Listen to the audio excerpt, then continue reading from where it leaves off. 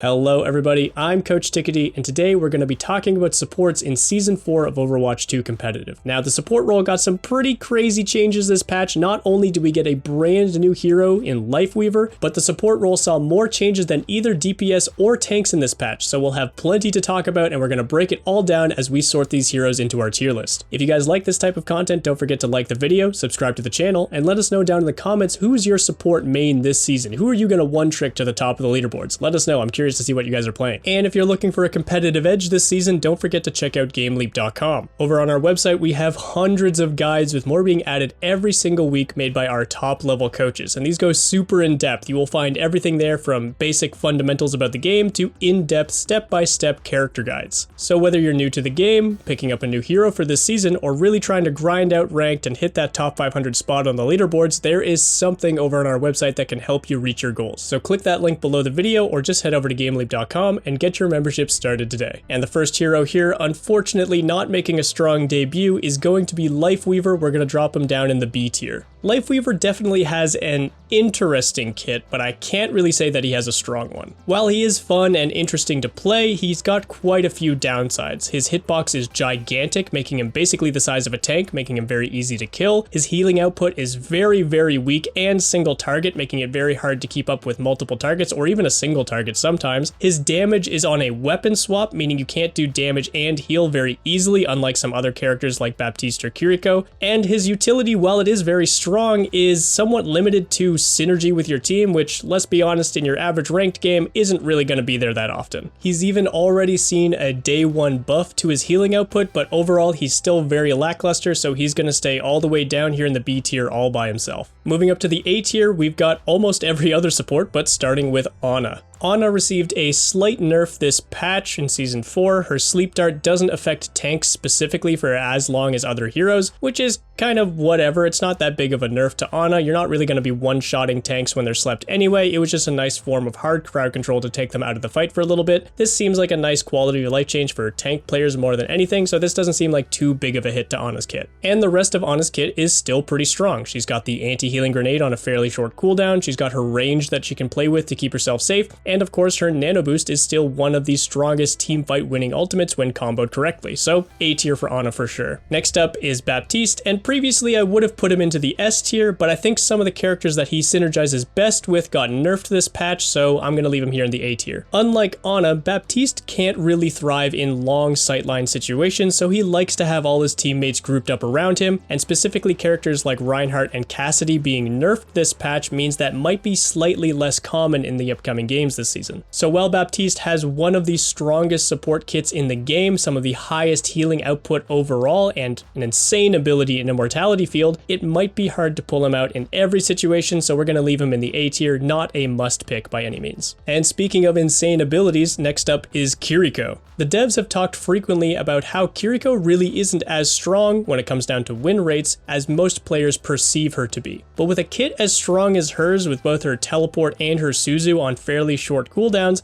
it's impossible to put this character any lower than A tier. And in the right hands, if you're able to get in enough damage, use clutch timings with your Suzu, and of course find big value from your ultimates, this character can absolutely take over a game, but she does obviously have a somewhat high mechanical requirement in order to reach those levels. So in the right hands, you can absolutely take over a game and hard carry, but otherwise she's just a pretty solid pick overall. Next up in the A tier is going to be Lucio. Lucio is always going to be one of the staple characters of Overwatch with the unique utility he brings with both his mobility from wall riding as well as of course his speed boost. Being able to synergize that mobility with even a single member of your team allows you to really run the show as Lucio. And even if you don't have that teammate, you have a ton of individual playmaking potential with your boops, your damage, and of course your defensive sound barriers. The only thing holding Lucio back really is his fairly weak healing output. So even though it is AoE and can hit your whole team at once, the numbers are fairly weak even with your amp, and you're not going to be able to stabilize really critical moments, so if your team really needs healing, you might not want to pick Lucio. Next up, another hero with fairly low healing output is going to be Zenyatta.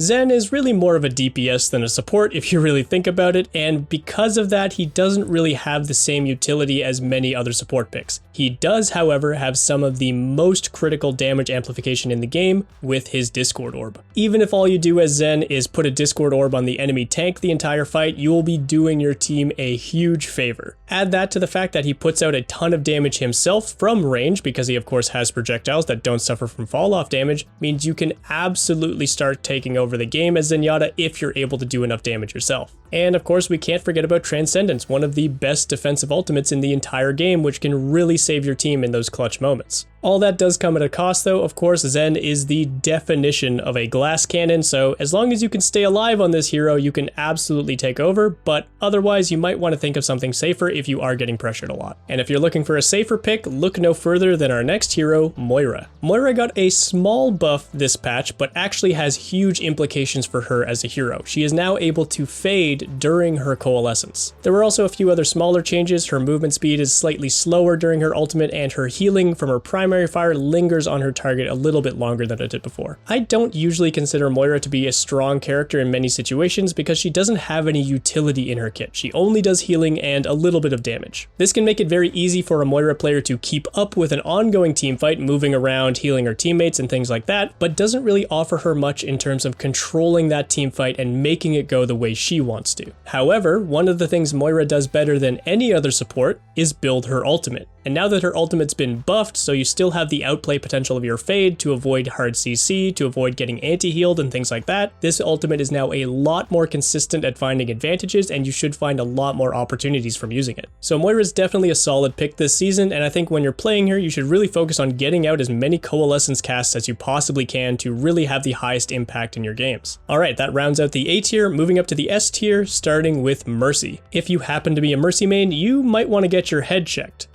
because you might be suffering from whiplash due to all these changes your character's been receiving recently. The changes to Mercy's healing whenever she was targeting a hero below 50% HP have been completely reverted. This includes things like the Guardian Angel cooldown, as well as the passive healing while using Valkyrie. Although they changed the way it works now, it just counts as triggering the support passive, and she still does keep her new passive of gaining HP whenever she is healing a target. They did change the way her movement works a little bit as well, and this is a little bit confusing, so bear with me. Whenever she cancels her Guardian Angel with either jump or crouch, i.e. putting herself into a slingshot or super jump animation, it locks her in that ability state for an extra 0.5 seconds, which does make it a little bit longer before you can recast your GA or take any other movement actions. Basically what this means is your movement is slightly clunkier and therefore makes it slightly easier to punish you when you go for those animations, but otherwise you can still fly around and go crazy as Mercy, and you should be unkillable anyway. And yeah, before those changes even came through, Mercy was already considered very strong. She was probably considered stronger with the healing boost buff that she got previously, but even with that reverted, she's still an insane character. Damage boost is insane, her mobility is insane, res is insane, Valkyrie is insane. S tier for sure. And our final pick for the support line, a new addition to the S tier, is going to be Brigitte. I'm genuinely worried about these Brigitte changes, so let's go over them quickly. Other than her ultimate, Brig actually received a nerf to her repair packs, so they're now actually 5 meters shorter than what they used to be, making it slightly harder to hit those long-range targets and those mobile characters like Genjis or Echoes flying around. But her rally, oh my god, her rally is ridiculous. So first, she instantly gains 100 extra HP in the form of armor. You can think of this similar to when Ramatra turns into his Nemesis form. She just gets a bigger health pool for the duration of her rally. She also gets the temporary health from rally like normal, making her insanely tanky during this ability, so the temporary health is not changed in any way, but it also now upgrades her shield. It increases the health and size of her shield and allows it to hard CC enemies, multiple enemies, and briefly stun them whenever she hits them with shield bash. This is giving me flashbacks. If you didn't know, back in Overwatch 1, Brig had the ability to stun anyone with her shield bash, rally or not, and it proved game-breaking. It gave her combos that could one-shot heroes like Tracer. You could do things like just hard CC a Reinhardt and then shatter him when his shield was down. It was ridiculous. This obviously isn't going to be that strong since it is locked behind her ultimate, but Brigitte was already a pretty good hero. You could do a decent amount of healing output by proccing both your repair packs and your inspire on the same target. She was fairly tanky herself given her extra armor and her shield that she could put up at any time, so while she did suffer from being in close range and things like that, she was still a solid pick in a lot of situations. Her biggest downfall was probably the fact that her rally wasn't that great of an ultimate. Compared to things like Transcendence or Sound Barrier, it's not really that great a defensive tool and it can be somewhat hard to use. But throw that away because now Rally's the best ultimate in the game. You essentially just become an unkillable raid boss and you can run into the enemy team stunning everyone on cooldown. We'll obviously need some time to get used to the new Rally and see how she fares in real game situations, but my god, first impressions, this seems absolutely bonkers. This seems like one of the best support ultimates in the entire game, and it makes Brigitte such a threat to the enemy team. S tier. And that will round out our tier list for supports in Season 4. And really, there's not many bad options here. Every support feels at least pretty good. Sure, Lifeweaver seems a little bit lackluster, but who knows, maybe he'll get a buff before he joins us in competitive. If you like the videos we put out on YouTube here, if you find this stuff helpful, then the guides on our website will blow your mind. Over there, you'll find everything you need to become the best player you can be, starting with basic fundamentals and game knowledge, all the way up to in-depth step-by-step hero courses to maximize your playstyle. So what are you waiting for? Click the link below this video or go to GameLeap.com today and get your membership started right now. Anyway, that's all from me today, everyone. Thank you so much for watching. I hope you enjoyed the video, and I'll catch you guys in the next one.